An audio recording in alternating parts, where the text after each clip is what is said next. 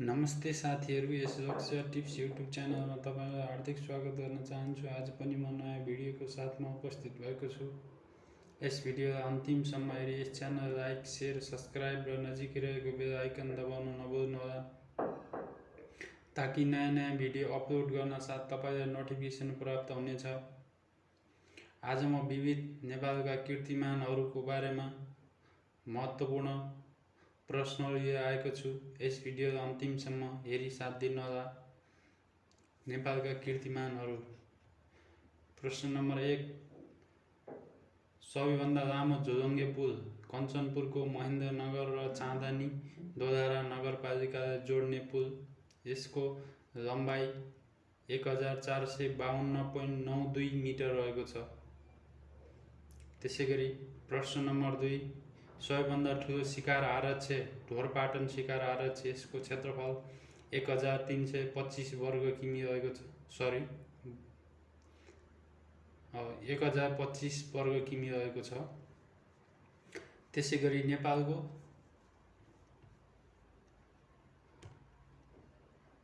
नेपालको ठुलो औद्योगिक क्षेत्र हेटौँडा औद्योगिक क्षेत्र जुन मकवानपुर जिल्लामा रहेको छ। त्यसैगरी सबैभन्दा ठुलो घण्टाघर काठमाडौँ स्थित घण्टाघर रहेको छ।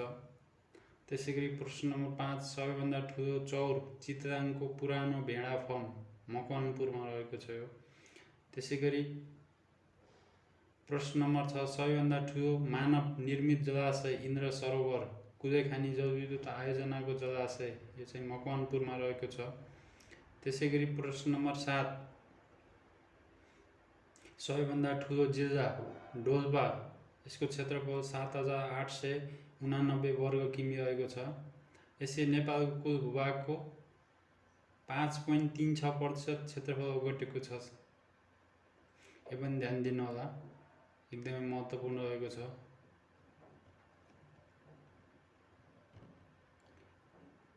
त्यसैगरी प्रश्न नम्बर 8, सबैभन्दा सानो जिल्ला भक्तपुर। यसको क्षेत्रफल 119 वर्ग किमी रहेको छ।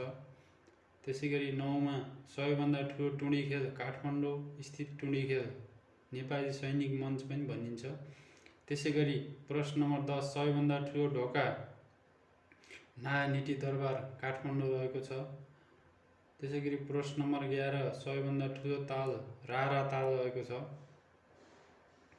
यो चाहिँ मुगु जिल्लामा रहेको छ। त्यसैगरी प्रश्न नम्बर 12, सबैभन्दा ठुलो प्रशासकीय भवन सिंहदरबार काठमाडौँ रहेको छ। त्यसैगरी प्रश्न नम्बर 13, सबैभन्दा ठुलो नदी कोशी। त्यसैगरी 14, सबैभन्दा लामो नदी नेपालभित्र बग्ने कर्णाली 507 किमी लामो रहेको छ। कर्णालीका साथ सहायक नदीहरू साथीहरू मैले अर्को भिडियोमा बनाएको छु, त्यो भिडियोमा हेर्नुहोला। प्रश्न नम्बर 15, सबैभन्दा गहिरो नदी गण्डकी नारायणी पनि भनिन्छ।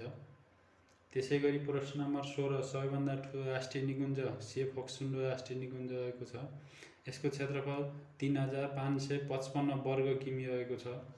त्यसैगरी प्रश्न नम्बर 17, सबैभन्दा सानो राष्ट्रिय निकुञ्ज रारा राष्ट्रिय निकुञ्ज।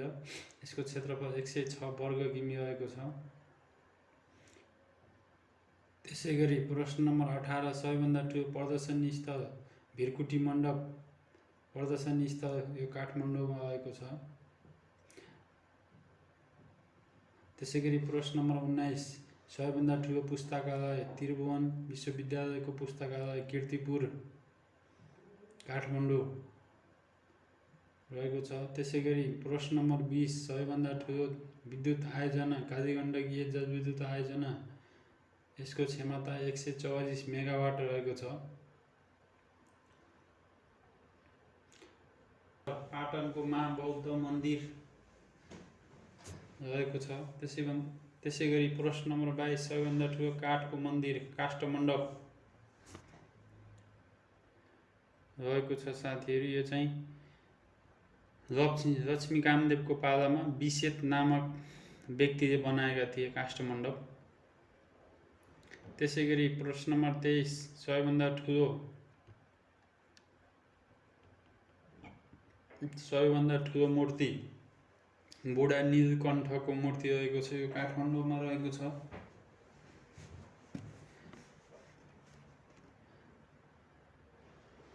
त्यसैगरी प्रश्न नम्बर 24 सबैभन्दा सानो मूर्ति पाटनको सुन्दरी चोकमा रहेको विश्वरूपको मूर्ति। त्यसैगरी प्रश्न नम्बर 25 सबैभन्दा ठुलो अङ्गशाला दशरथ अङ्गशाला त्रिपुरेश्वर काठमाडौँ। त्यसैगरी प्रश्न नम्बर 26 सबैभन्दा ठुलो राजदूतावास भवन अमेरिकन राजदूतावास भवन महाराजगञ्ज काठमाडौँ रहेको छ।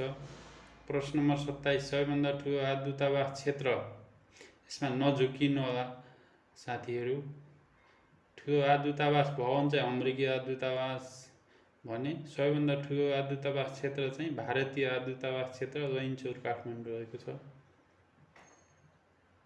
त्यसैगरी प्रश्न नम्बर 28 सबैभन्दा ठुलो व्यापारिक भवन United world trade centre Tripureshwor काठमाडौँमा रहेको छ। त्यसैगरी प्रश्न नम्बर 29 सबैभन्दा ठुलो स्तूप काठमाडौँ बौद्धमा रहेको स्तूप रहेको छ।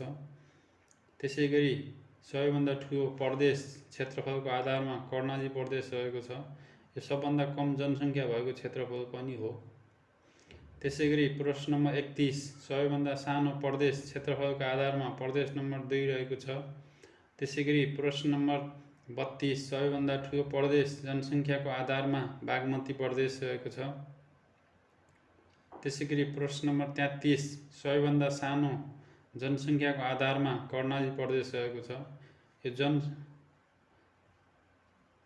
जनसङ्ख्याको आधारमा सानो क्षेत्रफलको आधारमा ठुलो रहेको छ। त्यसैगरी प्रश्न नम्बर 34 सबैभन्दा अग्लो टावर फुलचोकी डाँडामा रहेको टेलिभिजनको टावर रहेको छ।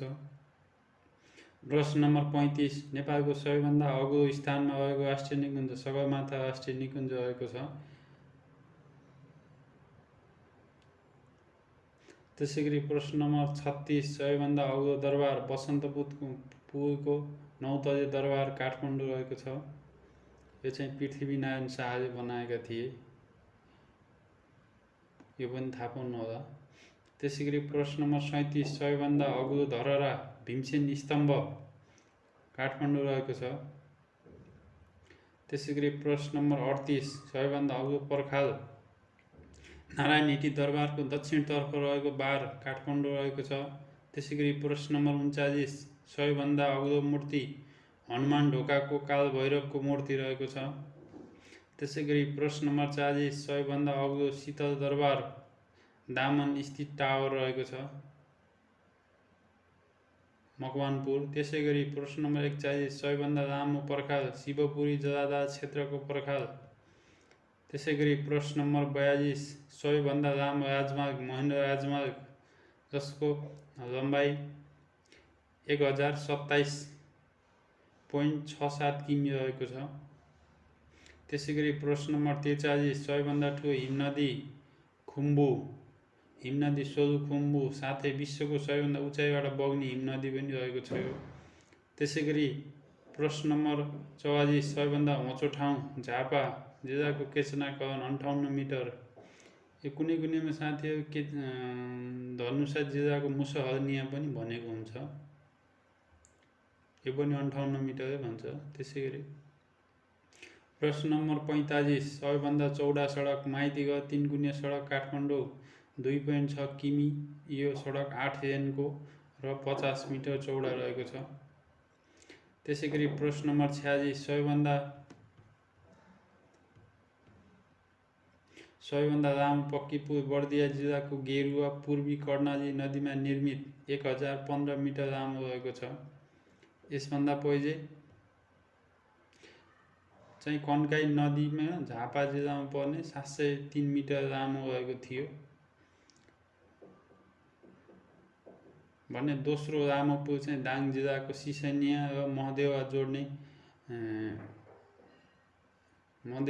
ठाउँमा बनेको छ साथीहरू पक्की पुल।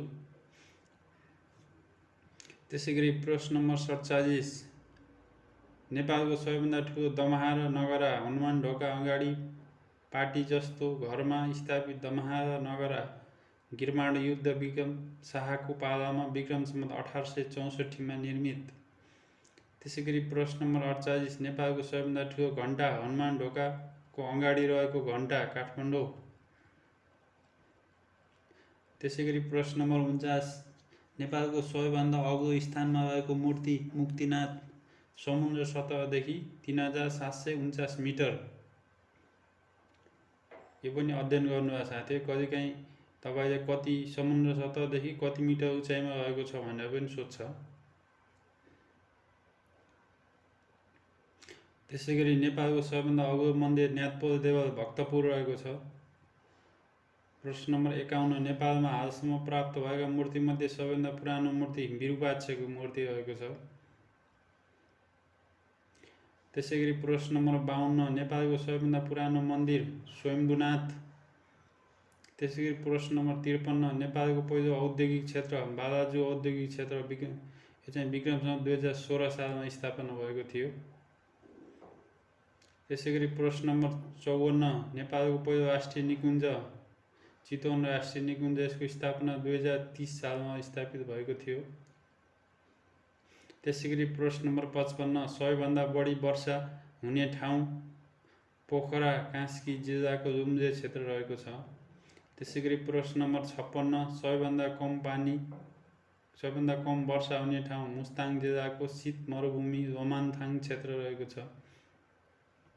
त्यसैगरी प्रश्न नम्बर 57 सबैभन्दा बढी उचाइमा रहेको जिल्ला सदरमुकाम हुम्ला जिल्लाको सिमीकोट रहेको छ। यो 2946 मिटरको उचाइमा रहेको छ। यो पनि अध्ययन गर्नुहोला कति मिटरको उचाइमा रहेको छ भनेर सोध्न सक्छ साथीहरु। त्यसैगरी प्रश्न नम्बर 58 सबैभन्दा अग्लो स्थानको पुल पर्वत जिल्लाको मदी खोलामाथि बनाइने यो पुल पानीको सतहदेखि 135 मिटर माथि रहेको छ। त्यसैगरी प्रश्न नम्बर 59 नेपालको सबैभन्दा ठुलो मन्दिर जानकी मन्दिर जनकपुर धाम धनुषा रहेको छ। यो चाहिँ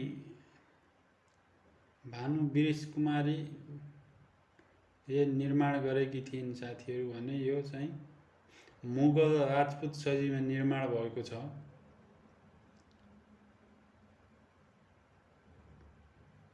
त्यसैगरी प्रश्न नम्बर 60 नेपालको सबैभन्दा ठुलो ढुङ्गाको मूर्ति बुढा नीलकण्ठको विष्णुगुप्तले बनाएको मूर्ति। त्यसैगरी प्रश्न नम्बर 61 सबैभन्दा ठुलो फलामखानी विक्रमसँग 2042 मा पत्ता लागेको नवलपरासी जिल्लास्थित धौबाडीको फलामखानी क्षेत्र रहेको छ। त्यसैगरी प्रश्न नम्बर 62 नेपालको सबैभन्दा अग्लो स्थानमा रहेको अस्पताल फिरिचे अस्पताल सोलुखुम्बु रहेको छ। प्रश्न नम्बर 63 धेरै धान फल्ने जिल्ला झापा रहेको छ। प्रश्न नम्बर 65 नेपालमा सबैभन्दा धेरै मान्य धर्म हिन्दू रहेको छ जुन 81.3 रहेको छ 68 को जनगणना अनुसार। त्यसैगरी प्रश्न नम्बर 65 आजको लागि अन्तिम प्रश्न रहेको छ दक्षिण एसियाको साथै नेपालको लामो र अग्लो झरना यातुङ झरना तेह्रथुममा रहेको छ। यो चाहिँ 365 मिटर लामो रहेको छ। आजको भिडियोमा यति नै साथीहरु। यस्तै नयाँ भिडियो हेर्नको लागि यस च्यानललाई सब्स्क्राइब गर्नुहोला र नजिकै रहेको बेल आइकन दबाउन नभुल्नुहोला ताकि नयाँ भिडियो अपलोड गर्न साथ नोटिफिकेसन प्राप्त हुनेछ। भिडियो कस्तो लागिरहेको छ कमेन्ट गर्नुहोला र पीडीएफ नोट चाहिएमा कमेन्ट बक्समा कमेन्ट गर्नुहोला। धन्यवाद।